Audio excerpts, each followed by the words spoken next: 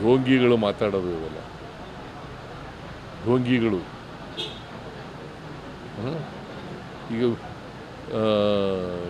ಈ ಢೋಂಗಿಗಳು ಮಾತಕ್ಕೆಲ್ಲ ರಾಜಕೀಯಕ್ಕೋಸ್ಕರ ಮಾತಾಡೋದಕ್ಕೆಲ್ಲ ನಾವು ತಲೆ ಕೆಡಿಸ್ಕೋಬೇಕಾಗುತ್ತೆ. ಟ್ರಾನ್ಸ್ಲೇಟ್ ಮಾಡಿದ ದೀಪಾ ಬಸ್ತಿ ಅವ್ರಿಗೂ ಸಹ ಗೌರವ ಸಲ್ಲಿಸಬೇಕಿತ್ತು.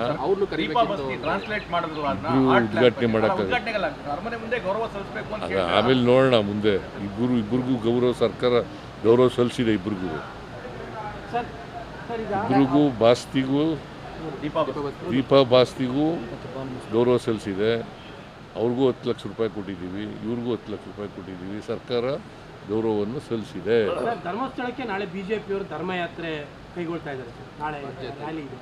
ಈಗ ಇವತ್ತು JDS ಹೋಗಿದ್ದಾರೆ ಅವರು ಮತ್ತು ಎಲ್ಲದರಲ್ಲೂ ಕೂಡ ರಾಜಕೀಯ ಮಾಡ್ತಾರೆ. BJP-ಅವರಿಗೆ ನೀವು BJP ಪರ ಮಾತಾಡಬಾರ್ದು, ಖಂಡಿಸ್ಬೇಕಾಗಿತ್ತು ನೀವು. ಹೌದು, ಮತ್ತು ಅವರು ಮಾಡೋದನ್ನೆಲ್ಲ ಹೇಳಿದ್ರೆ ಹೆಂಗೆ? ಎಲ್ಲ ಹೋದ್ರೆ ಹೋಗ್ಲಿ ಪಾಪ. ಧರ್ಮಸ್ಥಳದ ಹೆಗ್ಡೆಯವರೇ ಸ್ವಾಗತ ಮಾಡಿದ್ದಾರೆ. ಸತ್ಯ ಹೊರಬರ್ಬೇಕಲ್ಲ, ನಾವು ಸತ್ಯ ಹೊರಬರಬೇಕು ಅನ್ನೋ ಕಾರಣಕ್ಕೋಸ್ಕರವಾಗಿ SIT ಮಾಡಿರ್ತಾರೆ. ಸತ್ಯ ಗೊತ್ತಾಗಬೇಕಲ್ಲ. ಅದರ್ವೈಸ್ ಧರ್ಮಸ್ಥಳದ ಬಗ್ಗೆ ತೂಗತಿ ಇರ್ತದೆ ಯಾವಾಗಲೂ. ಈ ಅನುಮಾನ ಇದೆಯಲ್ಲ, ಸಂದೇಹ ಇದೆಯಲ್ಲ, ಇದನ್ನು ಹೋಗಲಾಡಿಸ್ಲಿಕ್ಕೋಸ್ಕರವಾಗಿ SIT ಮಾಡಿರ್ತಕ್ಕಂಥದ್ದು. ಆಮೇಲೆ ಆ ಫಿರ್ಯಾದಿದಾರ ಕೋರ್ಟ್ ಮುಂದೆ ಹೋಗಿ 164 ಸ್ಟೇಟ್ಮೆಂಟ್ ಮಾಡಿದ್ದಾರೆ. 164 ಸ್ಟೇಟ್ಮೆಂಟ್ ಮಾಡಿದ್ದಾರೆ ಮ್ಯಾಜಿಸ್ಟ್ರೇಟ್ ಮುಂದೆ. ಸೊ ಅನೇಕ ಸಂಘ ಸಂಸ್ಥೆಗಳು ಇವನ್ನೆಲ್ಲ SIT ಮಾಡಬೇಕು ಅಂತಕ್ಕಂಥ ಒತ್ತಾಯ ಇತ್ತು. ಆಮೇಲೆ ಸತ್ಯ ಹೊರಬರಬೇಕು ಅಂತಕ್ಕಂಥದ್ದು ಸರ್ಕಾರದ ಉದ್ದೇಶ. ಸತ್ಯ ಹೊರಗಡೆ ಬರಬೇಕಲ್ಲ. ಈ BJP-ಅವರು ಕೂಡ ಸ್ವಾಗತ ಮಾಡಿದಾರಲ್ಲ. SIT ತನಿಖೆನ ಸ್ವಾಗತ ಮಾಡಿರೋರು ಯಾರು? BJP-ಅವರು. ಈಗ ಮಾತ್ರ ಯಾವ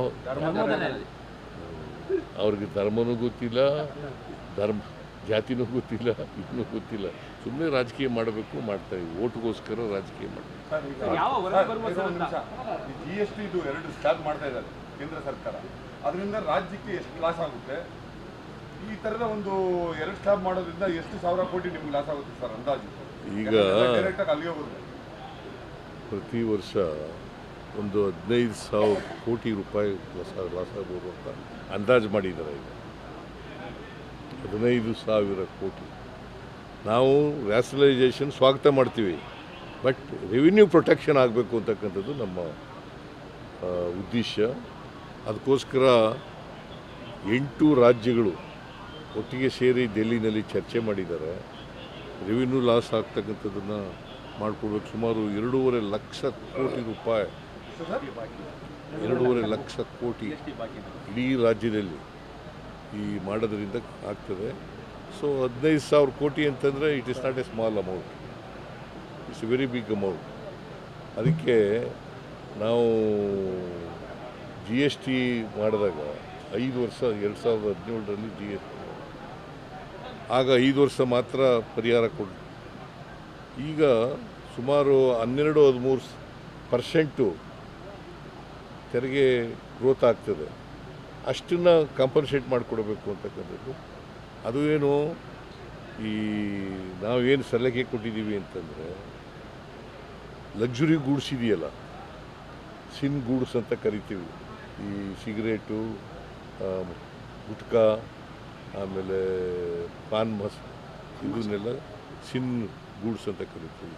ಕೆಲವು ಲಕ್ಸುರಿ ಗೂಡ್ಸ್ ಅಂತ, ಈಗ ಬೆಂಚ್ ಕಾರ್ನಲ್ಲಿ ಓಡಾಡೋರು ಇವರೆಲ್ಲ ಸ್ವಲ್ಪ 40% ಇದೆಯಲ್ಲ ಅವ್ರ ಮೇಲೆ ಸೆಸ್ ಹಾಕಿ ಅದರಲ್ಲಿ ನಮಗೆ ಕೊಡಿ ಅಂತ ಹೇಳಿದ್ವಿ.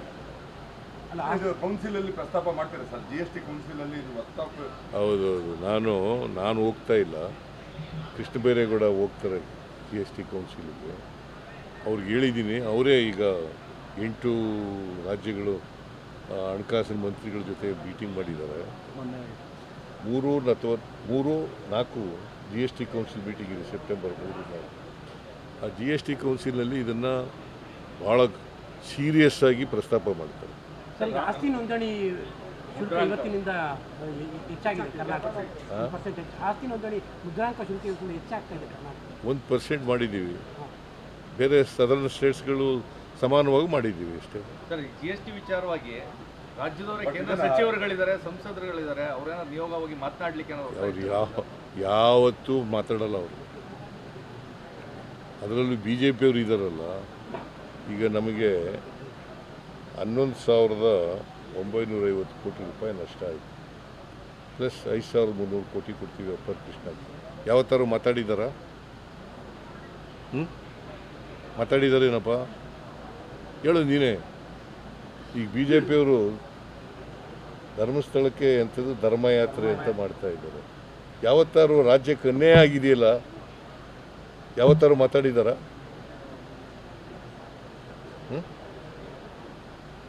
ಇದು ರಾಜಕೀಯಕ್ಕೋಸ್ಕರ ಬಳಸ್ಕೊತಾ ಇದ್ದಾರೆ ಹೊರತು ಧರ್ಮಸ್ಥಳದ ಇಶ್ಯೂನ ಬೇರೆ ಯಾವ ಉದ್ದೇಶನೂ ಇಲ್ಲ ಅವರು. ಸರ್, SITಗಿಂತ ಬೇರೆ ತನಿಖೆ ಆಗಬೇಕು ಅನ್ನೋ ಪ್ರೆಷರ್ ಕೂಡ BJP ಮಾಡ್ತಾರೆ. ಅಂದರೆ ಉನ್ನತ ಮಟ್ಟ ತನಿಖೆ ಆಗಬೇಕು, NIA ವಹಿಸಬೇಕು, ಆ ಥರನೂ ಕೇಳ್ತಾ ಇದೆ BJP. ಅವರು ಯಾವಾಗ CBIಗೆ ಯಾವತ್ತರ ಕೊಟ್ಟಿದ್ದಾರೆ? ಅವರು CBI ಅವ್ರದ್ದೇ ಸರ್ಕಾರ ಇದೆಯಲ್ಲ, ಅವ್ರ ಪಕ್ಷದ ಸರ್ಕಾರ ಇದೆ. ಕೇಂದ್ರದಲ್ಲಿ ಅವರು ಅಧಿಕಾರದಲ್ಲಿರುವಾಗ 2008ರಿಂದ ಅಧಿಕಾರದಲ್ಲಿದ್ದಾರೆ. ಯಾವತ್ತಾದರೂ ಒಂದು ದಿನ CBI ಕೊಟ್ಟಿರ್ತಕ್ಕಂಥದ್ದು ಒಂದು ಉದಾಹರಣೆ ತೋರಿಸುತ್ತೆ.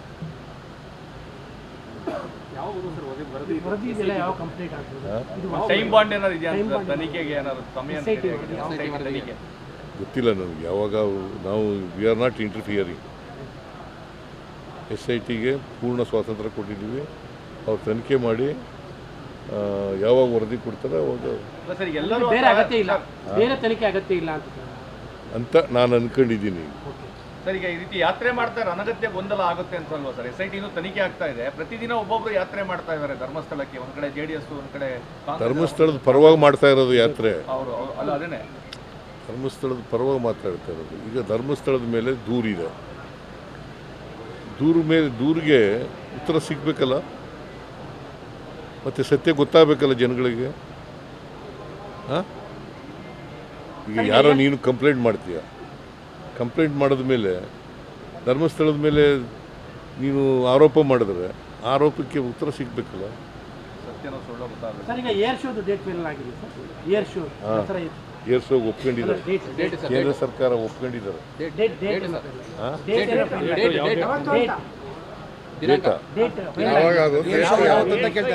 ಅದು ಇದ್ರ ದಿನ ಜಂಬೂ ಸವಾರಿ ಆದ ನಾಳೆ ಅಲ್ಲ, ಜಂಬೂ ಸವಾರಿ ಹಿಂದಿನ ದಿನ. ಇಲ್ಲಪ್ಪ,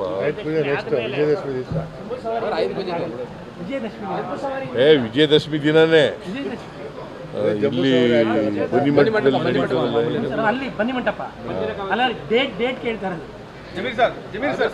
ಎರಡನೇ ತಾರೀಕೆ ವಿಜಯದಶಮಿ ಸರ್, ಅವತ್ತೇ ಮಾಡೋದು. ಮಾಡ್ತಿದ್ದೀರಾ? ಓಕೆ.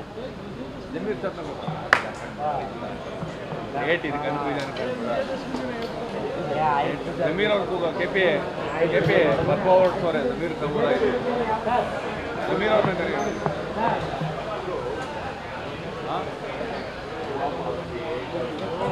ಹೆಚ್ಚಿನ ವಿಡಿಯೋಗಳಿಗೆ ಪ್ರತಿಧ್ವನಿ ಯೂಟ್ಯೂಬ್ ಚಾನೆಲ್ ಸಬ್ಸ್ಕ್ರೈಬ್ ಮಾಡಿ, ಬೆಲ್ ಐಕಾನ್ ಕ್ಲಿಕ್ ಮಾಡಿ.